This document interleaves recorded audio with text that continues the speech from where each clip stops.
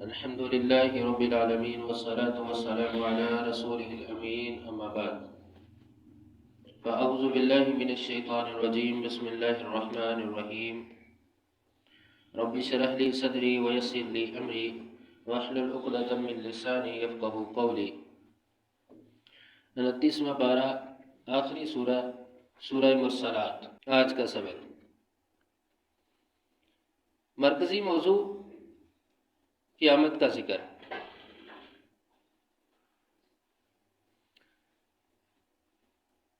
فَإِذَا پس جب النجوم ستارے طُمِسَت مٹا دیے جائیں گے۔ فَإِذَا النجوم طُمِسَت پس جب ستارے مٹا دیے جائیں گے۔ طُمِسَت کہتے ہیں کسی چیز کو مٹا کر اس کا نشان ختم کر دینا۔ تو یہ کب ہوگا؟ جیسے پچھلی آیت میں ہے کہ انما توعدون لواقع، کہ بے شک جس کا تم سے وعدہ کیا گیا وہ یقیناً واقع ہوگی، یعنی قیامت۔ قیامت کب واقع ہوگی؟ فَإِذَا النُّجُومُ طُمِسَت جب ستارے مٹا دیے جائیں گے۔ مٹانا ایسا کہ ان کا نشان ختم ہو جائے، جیسے پیچھے بھی ہم نے پڑھا ہے کہ ستارے بے نور ہو جائیں گے، کہ جب بے نور ہوں گے تو ان کا نشان ختم ہو جائے گا، وہ مٹ جائیں گے۔ وَإِذَا السَّمَاءُ اور جب آسمان فُرِجَت پھاڑ دیا جائے گا۔ وَإِذَا السَّمَاءُ فُرِجَت اور جب آسمان پھٹ جائے گا۔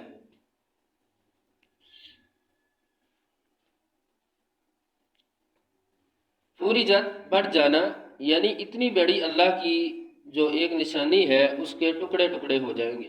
اذا السماء انشقت واذا السماء انفطرت، فُرِجَت، انشقاق، انفطار، یہاں پہ فُرِجَت کئی الفاظ آسمان کے پھٹ جانے کے لیے استعمال ہوئے، کہ آسمان پھٹ جائے گا، اس کے ٹکڑے ٹکڑے ہو جائیں گے، اس میں شگاف پڑ جائیں گے۔ یعنی یہ ایک جو نیلی چھت ہمیں نظر آتی ہے کہ جس کے گرنے کا کبھی دل میں خیال نہیں آیا، یہ اتنی بڑی چھت یعنی آسمان بھی اس دن پھٹ جائے گا، اس کے بھی حصے ہو جائیں گے۔ وَفُتِحَتِ السَّمَاءُ کہ اس آسمان کو کھول دیا جائے گا اور اس میں دروازے بن جائیں گے۔ وَإِذَا الْجِبَالُ اور جب پہاڑ نُصِفَت ریزہ ریزہ ہو جائیں گے، یا نُصِفَت اڑ جائیں گے۔ وَإِذَا الْجِبَالُ نُصِفَت اور جب پہاڑ اڑ جائیں گے۔ پیچھے ہم نے سورہ مزمل میں پڑھا یوم ترجف الارض والجبال وکانت الجبال کثیبا مہیلا، کہ پہاڑ ریزہ ریزہ ہو جائیں گے ریت کے ٹیلوں کی طرح، کہ یعنی جو پہاڑوں میں جو پہاڑ نظر آتے ہیں اس کے ذرات ہیں ان کی جو پکڑ اور مضبوطی ہے وہ ختم ہو جائے گی، وہ ریت کی طرح ایسے گر جائیں گے جیسے ان کو گرایا جا رہا ہے، اور ریت کے ٹیلے کی طرح ہو جائیں گے، جیسے یہ جو چھج ہوتا ہے اس سے کوئی چیز اڑائی جائے، صاف کی جائے تو جو کچرا ہوتا ہے، چھلکے ہوتے ہیں، وہ کیسے آگے کو اڑ جاتے ہیں۔ تو اس طرح جب یہ پہاڑ ٹیلے بن جائیں گے، ریت کی مانند ہو جائیں گے، کہ ہوا چلنے سے وہ ریت لہروں کی مانند ہو جانا، تو پھر ان کو ہوا کے ساتھ اڑا دیا جائے گا۔ وَإِذَا الْجِبَالُ نُصِفَتْ یعنی اتنے بڑے پہاڑ ان کی جڑیں وہ کھوکھلی ہو جائیں گی۔ وَإِذَا الرُّسُلُ اور جب رسولوں کو اُقِّتَت مقررہ وقت پر جمع کیا جائے گا۔ وَإِذَا الرُّسُلُ اُقِّتَت اور جب رسولوں کو مقررہ وقت پر لایا جائے گا، یعنی اس دن تمام رسولوں کو اکٹھا کر لیا جائے گا۔ پہلے تو اللہ تبارک و تعالیٰ نے رسولوں کو بھیجا ایک دوسرے کے بعد کئی سالوں کا وقفہ، لیکن قیامت کے دن اللہ تعالیٰ سب کو اکٹھا کر لیں گے، اول تا آخر ہر نبی ہر رسول ایک جگہ جمع ہو جائے گا۔ لِأَيِّ يَوْمٍ لِأَيِّ کس دن کے لیے، اُجِّلَت مؤخر کیا گیا، لِأَيِّ يَوْمٍ کس دن کے لیے، اُجِّلَت مؤخر کیا گیا، یعنی قیامت کو جو جلدی طلب کرنے والے ہیں کہ قیامت کیوں نہیں آتی، جس کا وعدہ کیا گیا تو اُجِّلَت اس کو لیٹ کیا گیا، یعنی اس کا وقت مقرر کر دیا گیا ہے۔ اس سے پہلے قیامت نہیں آئے گی، بے شک کوئی بھی اس کو طلب کرے، لیکن جب آئے گی تو پھر اچانک آئے گی، پتہ نہیں چلے گا، اچانک واقع ہو جائے گی۔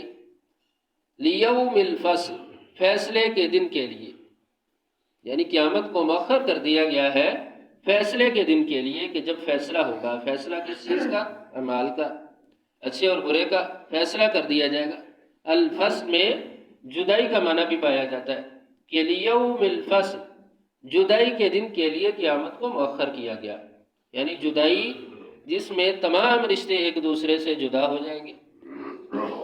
یہ لفظ جدائی خود تکلیف دہ ہے کہ ایک کا دوسرے سے جدا ہو جانا، تو یہ وہ دن ہے کہ جس میں جدائی بھی ڈال دی جائے گی۔ وما ادراک، اور کیا آپ جانے، وما ادراک، اور کیا آپ جانے، ما یوم الفصل، کیا ہے فیصلے کا دن یا کیا ہے جدائی کا دن۔ وما ادراک ما یوم الفصل، کیا آپ جانے کہ کیا ہے فیصلے کا دن۔ ویل، ہلاکت ہے، یومئذ، اس دن، للمکذبین، جھٹلانے والوں کے لیے۔ ویل یومئذ للمکذبین، ہلاکت ہے اس دن جھٹلانے والوں کے لیے۔ یہ آیت بار بار آئے گی تو اس کو ایک مرتبہ ہی سمجھ لیں۔ ویل، کہ ہلاکت ہوگی، تباہی ہوگی، بربادی ہوگی، خرابی ہوگی۔ جب کسی کے لیے یہ لفظ بولا جائے تو کس کے لیے یہ ہوگا؟ یہ ساری چیزیں، تباہی، بربادی، خرابی، ہلاکت۔ تو ویل، مسند احمد کی حدیث ہے کہ ویل جہنم کی ایک وادی ہے جو سب سے نیچے ہے، اور اس وادی میں جہنمی ان کو گرایا جائے گا تو وہ 40 برس تک اس میں لٹکتے ہوئے جائیں گے۔ تو یہ اتنی سخت وادی ہے، عطا رحمہ اللہ فرماتے ہیں کہ اس میں پہاڑ بھی گرا دیا جائے تو وہ بھی پگھلا دیا جائے، پگھل جائے اس گرمی اور شدت کی وجہ سے۔ تو 40 سال تک ایک چیز کا لٹکتے رہنا اور گرتے رہنا، نیچے کو جاتے رہنا، یہ بھی عذاب ہے۔ عذاب کی ایک شدت ہے کہ جب کوئی بندہ اچانک گرتا ہے یا کوئی اچانک ایکسیڈنٹ ہوتا ہے تو تھوڑی دیر کے لیے جب لٹکتا ہے تو کیا منظر ہوتا ہے، کیسے حالات ہوتے ہیں، کتنی تکلیف ہوتی ہے۔ تو یہ کہ ویل، اس وادی کے اندر 40 برس تک ان کو لٹکا دیا جائے گا۔ کن کو؟ للمکذبین، جھٹلانے والوں کے لیے، جو جھٹلانے والے ہیں۔ یہاں پر مکذبین سے مراد یہ نہیں ہے کہ جو کلی جھٹلانے والے ہیں، کہ جنہوں نے ہر چیز کا انکار کر دیا، بلکہ کلی اور جزئی سارے اس سے مراد ہے۔ کلی تو اس میں شامل ہے، لیکن جزوی طور پر کوئی اللہ کا انکار کر دیتا ہے، کوئی رسول کا انکار کر دے، کوئی دین کے کسی بات کا انکار کر لے کہ میری یہ بات سمجھ میں نہیں آتی، میری عقل اس کو نہیں سمجھ سکتی، یعنی دین کو عقل پر پرکھے کہ جو عقل کے مطابق بات آ گئی وہ مان لی، جو نہ آئی اس کو چھوڑ دیا۔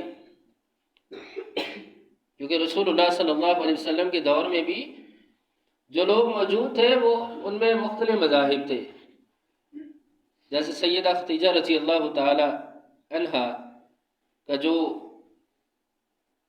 بھائی تھا ورقہ بن نوفل، چچا زاد بھائی، تو وہ عیسائی تھا۔ ایسے کچھ لوگ کہتے تھے کہ ہم ملت ابراہیمی پر ہیں، کچھ مشرک تھے، کچھ وہ تھے جو ملحد ہیں، دہری، یعنی کسی بھی دین کو نہیں مانتے، کسی بھی چیز کو نہیں مانتے تھے کہ یہ نظام ایسے ہی چلتا ہے۔ تو اس میں کچھ کلی کو جھٹلانے والے تھے اور کچھ جزوی طور پر ایک ایک چیز کا انکار کرنے والے تھے۔